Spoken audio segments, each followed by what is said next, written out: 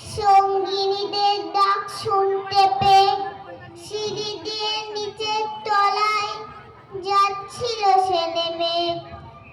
অন্ধকারে ভয়ে ভয়ে থেমে থেমে, হাতে ছিল প্রদীপ খানি, আঁচল দিয়ে আড়াল করে চলছিল সাবধানে। আমি ছিলাম ছাতে, তারায় ভরা চৈত্র মাসের রাতে। হঠাৎ মেয়ের কান্না শুনে উঠে দেখতে গেলেন ছুটে।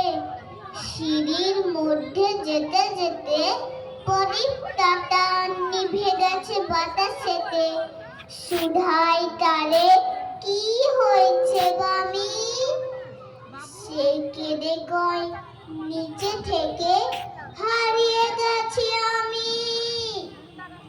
তারাই ভরা চৈত্র মাসের রাতে ফিরে গিয়ে ছাতে, মনে হলো আকাশ পানে চেয়ে আমার বামির মতোই যেন অমনিতে এক মেয়ে। নিরাম্বরের আঁচল খানি ঘিরে দীপশিখাটি বাঁচিয়ে একা চলছে ধীরে ধীরে।